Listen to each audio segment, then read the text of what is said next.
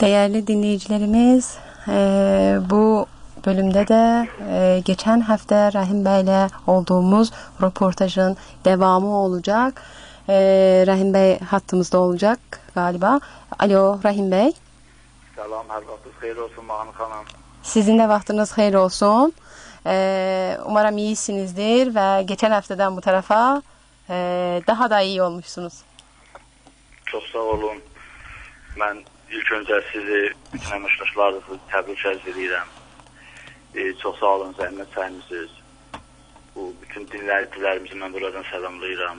Ümid edirəm ki, bugünkü bu müsahibəmizdə müsahibəyə ayrılıqlar vaxtında peşman olmazlar. Biz de sizden teşekkür ederiz. Hem öz adımıza hem de dinleyicilerimizin adına. Peki hemen biz zamanımız azdır bilirsiniz. Hemen biz sorumuza geçelim. Geçen haftaki yerden devam edelim.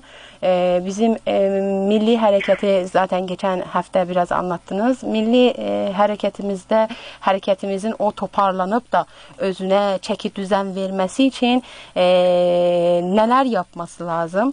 Konsepsiyonel olarak hangi adımlara atması gerekir, hangi noktadadır ve bu istediği, o düşüncesinde olan o noktaya varmak için hangi yolları devam etmesi gerekir?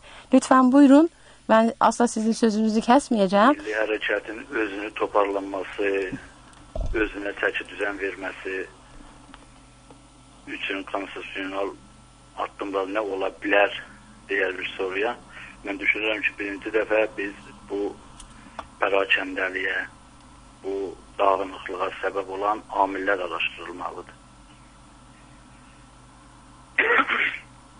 Bunun üçün də biz keçən həftə o müsahibəmizdə bildirdiyimizə kimi birinci faktor burada iş sistemli müdaxilədir. İkincisi fərdi çəkişmələrdir, fərdi intriqalardır. Üçüncüsü, hərəkətin vaxtından əvvəl siyasiləşməsi və kontrolun əldən verilməsi olmuşdur. Bu, bir anlamda konkret cavab kimi bunu mən belə dəyərləndirirəm. Dış sistemli müdaxilə, fərdi intriqalar və hərəkətin vaxtından əvvəl siyasiləşməsi. İkinci, bunun üçün belə demək olar ki, istədək bunu şərh eləyək. Bizim bu hərəkat, milli hərəkat, bu yeni dalğasını 90-91-ci illərdən, ya daha dəqiq desək, 79-cu inqilab devrim sonrası proseslərdə başlamışdır. Rəhmətli Profesor Zeytabinin rəhbərliyi ilə. Bilmirəm, indi bu sahədə etmək ki, bizim ziyalılarımız cəryandadılar ki, İnqilab sonrası rəhmətli Zeytabi müstəqil demokratik firqənin əsasını qoydu Təbrizdə. Öylədir. Niyə müstəqil demokratik firqənin? Buna görə ki, bizim bildiyimiz bu firqə Tudənin tərkib hissəsinə çevrilmiş Moskovada, yəni Moskovanın əmri ilə Tudənin tərkib hissəsinə çevrilmişdi və Tudə ilə bərabər Hizbullahçılar dəstəkləyirdilər. Və burada Zeytabi doğru addım ataraq müstəqil demokrat firqəsinin əsasını qoydu. Və bu proses davam elədi. Sonra İran-İraq savaşları ucubatından dayandırıldı. Və rəhmətli Zeytabi özü də 5 il zindana getdi və zindandan sonra belə bir konsepsiya ilə çıxış elədi ki, bu hərəkat o zaman maraqlı ola bilər ki, bu xalq, bu millət, İran türkləri, Güney Azərbaycan türkləri milli müstəvidə millət olaraq formalaşmış olsun. Və bu istiqamətdə də oldusa dəyərli elmi nəzərə əsaslar ortaya qoya bildilər. Və bu hərəkat SSR-in dağılması ilə da bir müsbət təsir oldu və bu özünü necə deyərlər, daha irəli atdı, daha möhkəm addımlarla irəlilədi. Amma təəssüflə bu sonradan bu dış müdaxilə və keçmiş İran yönlü təşkilatdan ayrılmış insanlarımızın o geçmişdəki fərdi ixtilafları, fərdi baxışları və o fərdi baxışların, fərdi ixtilaflardan doğan intriqalar istər-istəməz müəyyən mənada bizim hərəkət edən səlahiyyət elədi. və bu o qədər bu genişləndi ki, hərəkətin özünün yetirmələri öz hərəkətini kontrol etmə iqtidarında olmadı. Yəni, yan müdaxilələr əsas rol oynadı. Yəni, siz əgər diqqət eləsəz, bu 1991-ci ildə ki, Quzey Azərbaycan öz müstəqilliyini elan elədi və sonra da rəhmətli Elçi bəyin hakimiyyəti Rusiya yönümlü qüvvə tərəfindən devrildikdən sonra mahiyyətlə boş Azərbaycançılıq etkisini bizim üzərimizdə müəyyən mənfi istiqamda artırmağa başladı. Siz indi bu sahədə Mahnı xanım, bir sıra sizə özünüz ayrıntılarınızı bildirin, mən ardını devam etdirim. Necə burada ayrıntı olarak ne gibi bir şey?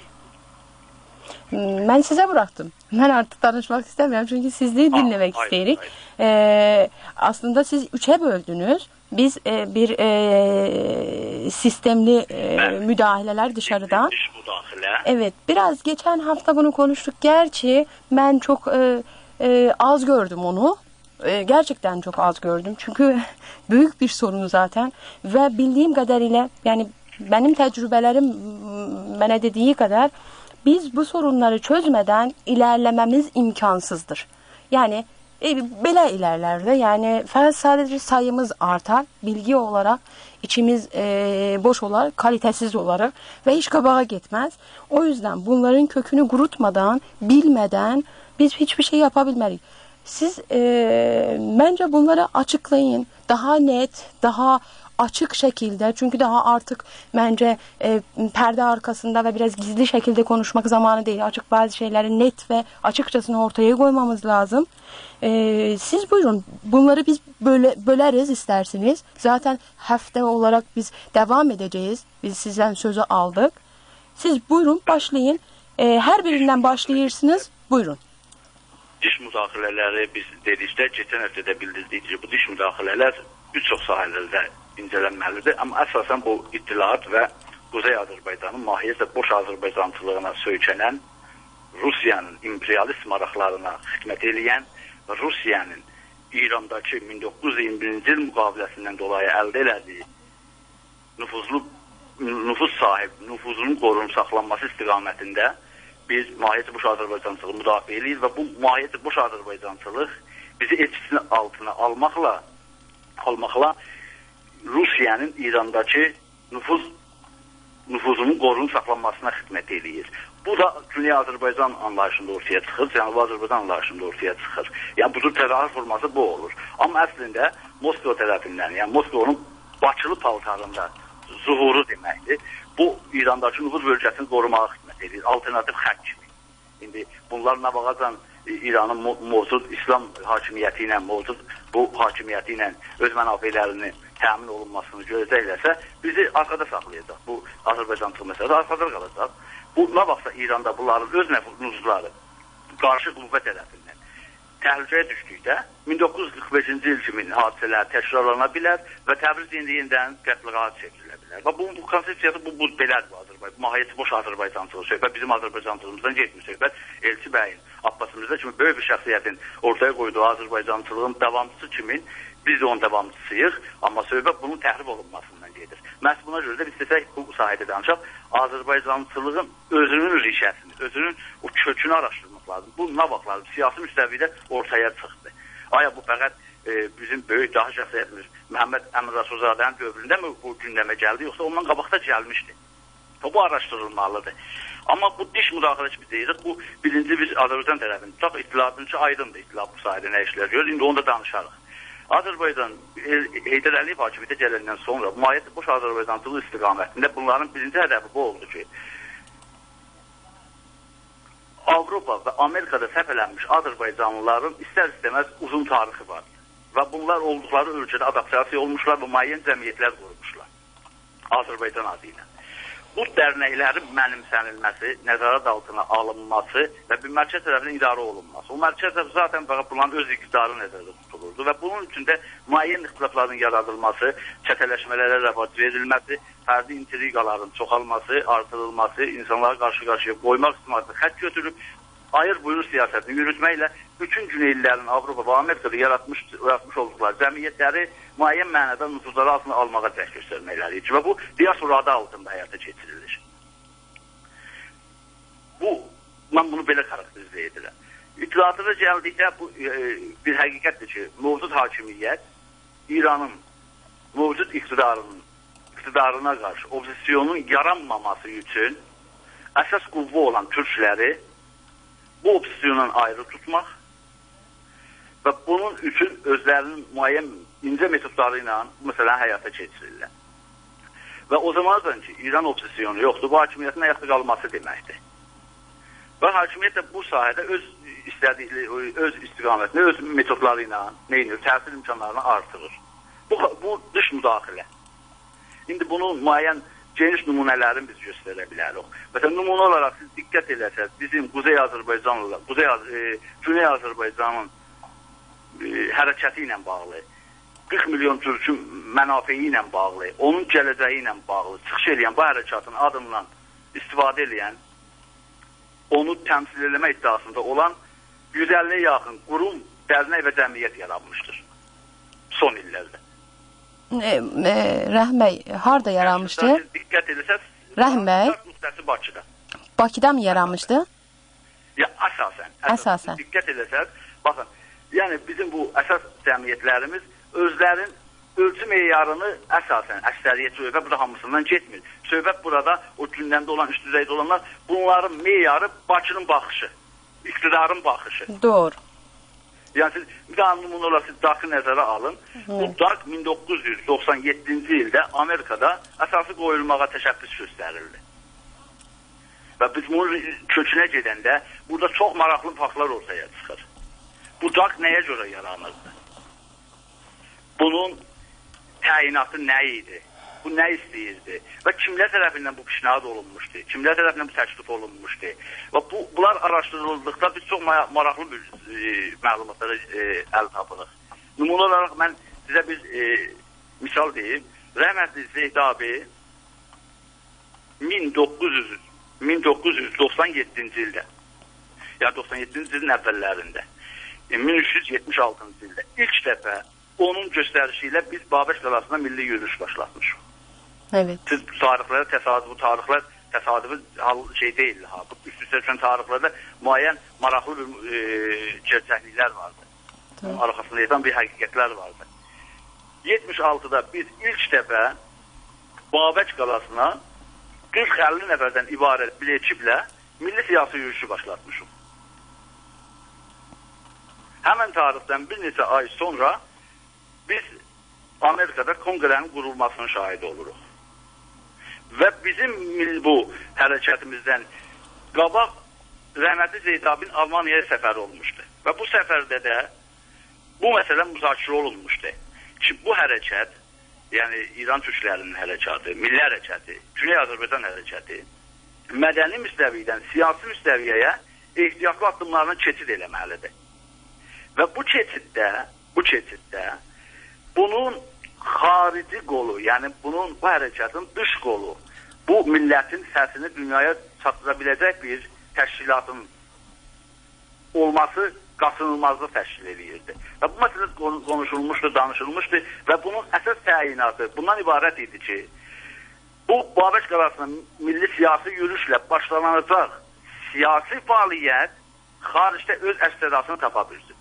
Yəni xaricdəki bu İran yönümlü, İran fars şovinist siyasətinə xidmət edən təşkilatlar bizim həmişə hərəkətimizi baykut ediblər. Səsin çıxmasını istəməyiblər, həmişə bacardıqları qədər qapazlayıblar. Doğru. Və bundan çıxış yolunu rəhmətli prezidentə haqlı olaraq və doğru uzun görmə siyasəti qabil olduğuna görə bu məsələni düşünmüşdür və Avropada bir sıra dostları ilə bu məsələni müzakirə eləmişdir.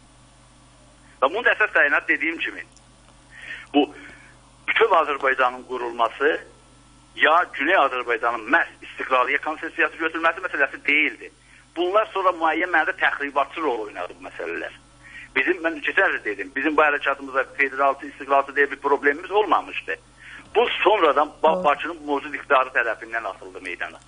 O DAQ qurulurdu 97-də, onun əsas təyinatı bundan ibarət idi ki, Təbrizə, Babək qalasına milli siyasi yürüyüşlə başlanacaq siyasi hərəkət xaricdə onlar tərəfindən əksəriyyəti təşkil edilsin və yayımlansın və bu dünya beynəlxalq mediaya çatdırılsın və müdafiə olunsun.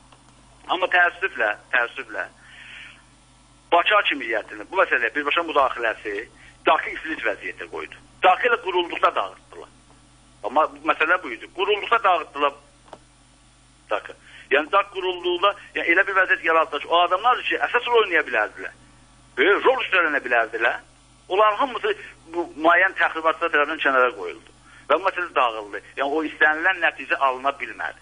Digər tərəfdən eşik qolumuz bu vəziyyətə düşdükdən sonra içəridəki fəaliyyət də müəyyən mənada iqtilar tərəfindən caydırıldı.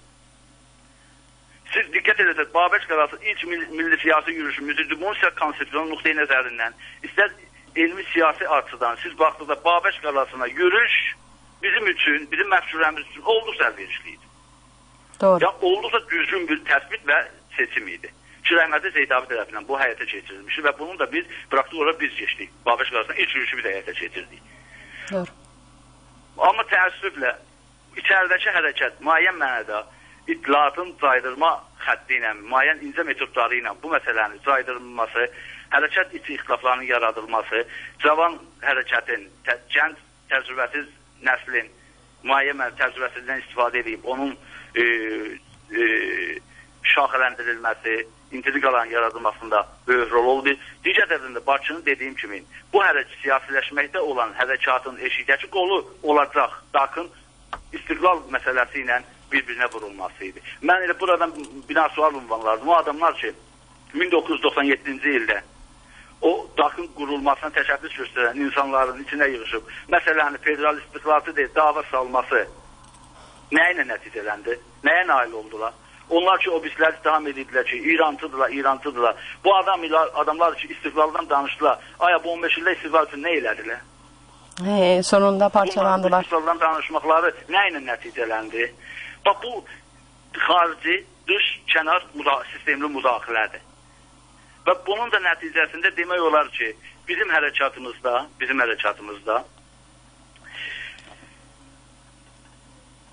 hərəkətin təbii inkişaf prosesinin məhsulu olmayan fərdi çəkişmələrin nəticəsində müəyyən bir 6-7 nəfərin ibarət təşkilatlaşmalar yarandı bizdə.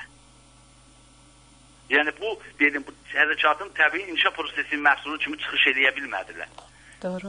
Fərdi intriqalar, fərdi ixtilaflar, fərdi didişmələr və digər o diş müdaxilə nəticəsində və hissi romantizmin məhsulu olan biz də bu 6-7 nəfərin ibarət təşkilatlaşmalar, qruplaşmalara və çətələşməyə gətirib çıxartdı. Və bu çətələşmələrlə də ortaq məqsədə gəlmək olduqca çətindir.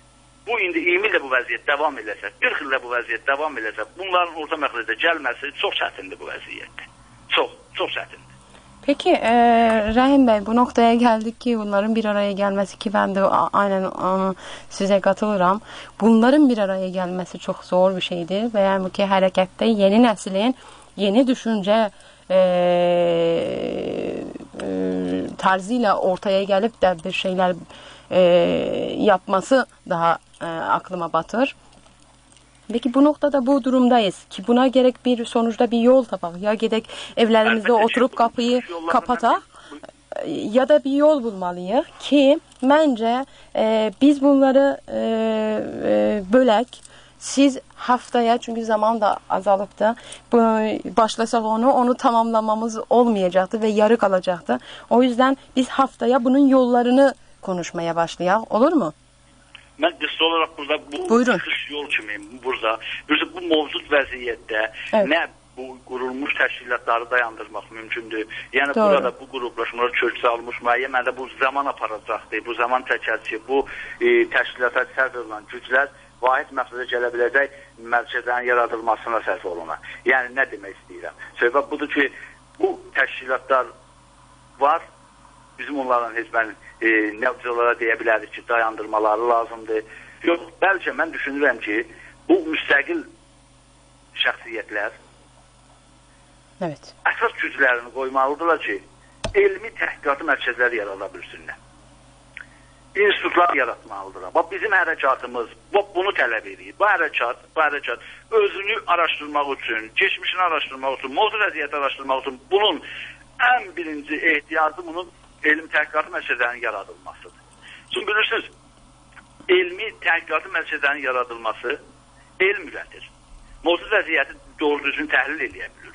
Və bu elm ocaqlarında yetişmiş insanlar orta məqsədə gəlməsi çox rahat və mümkündür. Elm mərkəzlərinin vahid cəbhəyə gəlməsi mümkündür. Amma təəssüflə bu vəziyyətdə bu təşkilatlarla orta məqsədə gəlmək, düşünmək mənim ağlıma batmır. Doğru, haklısınız. O dediğiniz yöntem de çok yaxşı yöntemdir. Zaten ben sizi Bakı'da gördüğüm zaman orada fırsatımız oldu çok derinden oturup bu mevzuları konuşmaya.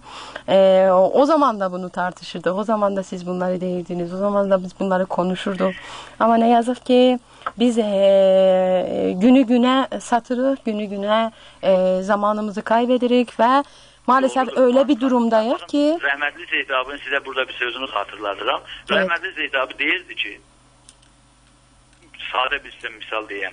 Bu yüzüldə İranda bizim tariximizlə bağlı, ədəbiyyatımızla bağlı, İranın ümumiyyətlə 19-cu və 20-ci əsrin tarixi ilə bağlı yaradılmış, yazılmış və tərcümə edilmiş əsərlərin böyük əksəriyyəti təhrif olunmuş bir uydurma xətti məhsuludur. Bizim qarşımıza dayanan əsas ədəblərdən biri bunların olduğu kimi bu xalqa çatdırılmasıdır. Doğru. Amma gəlin bir baxaq. Bugünlə bu 40 milyon türkün haqqında danışdığımız bu 40 milyon türkün ədəbiyyatına bir nəzər salaq. Biz hansı ədəbiyyatın məhsuluyuq? Və hansı ədəbiyyatları ürətə bilmişik? Öyledir. Daha doğrusu Farslara üretmişik ki. Səviyyəsi 10 elm nəzər tutarla ölçülür. Zaten bizim vəziyyətimiz var bu. Doğru. Zaten biz Farslara hizmet vermişik. Bütün edebiyatı bizden geçir. İlk okul Fars kitapları çıkardan ekip hamısı mərətli mərağalıdır. Yani ekip bir okul kitabı çıkardır ve bir kişi Fars değil orada ve hamısı Türk orada oturmuş edebiyat kitabı çıkardır onlara. Biz bu durumdayız. Bugüne kadar da bütün tarihte onların edebiyatını büyütme ve yüceltme qabağa aparan biz Türkler olmuşuq. Aslında bizi elə biz özümüzden vururuz özümüzü. Neyse bize düşman lazım değil bence. Ama artık yapacak da sadece elimizden bu gelir. Oturup evlerde oturup düşünmektense böyle bir çareler üretmek, ortaya koymak. Şimdi ne kadar bizim arkadaşlar, bizim aydınlarımız bu yollarla, bu basamaklarla devam ederlerse en azından gelecek neslimize bir şeyler bırakabiliriz ki onlar da biz eşitliklerimizi en azından eşitmesinler, qəhrolmasınlar. Ben sizden de çok teşekkür ederim. Gelen haftaya biz bunun devamını gideceğiz programa. Bunun cevabını biz belə elədik ki, bunun kronoloji ardıcıllığı ilə mövzuları biz inşallah müəyyənləşdiririk. Çok bunun güzel. üçün daha geniş, daha ətraflı bir müzakirə mövzusu yaradarıq. İnşallah ki, yaxşı olar. Mən bir daha bu bizə vaxt ayıran dostlarımıza təşəkkür edirəm. İnşallah ümid edirəm ki, onlar da öz fikirlərini bildirərlər. Gələcəkdəki mövzumuz daha rəngarəng, daha yaxşı, daha dolğun. Your credit is 56.76. Maalesef en sonunda biz yine bağlantımız kesildi. Rahim Bey'e buradan tekrar teşekkürlerinizi bildirmek isteriz. Buradan da ben bütün Facebook'ta olan arkadaşlar burada birebir yazırlar. Elmira Urumugölü çok teşekkür ederim. Sağ olun bizi dinlediğiniz için. Seyit Bey sağ olun. Özellikle Yaşar Bey çok teşekkür ederim. Yaşar Türkoğlu bizi gerçekten onur duyduk ve sizi içimizde görmek isteriz. Yazın, programdan ne istediklerinizi yazın. Rahim Bey'den ne sormak istiyorsanız yazın. Ve hatta söylediğimiz gibi, yazdığımız gibi Şervin Hanım da zaten orada yazıptı. Programımıza telefonlarla ulaşabilirsiniz.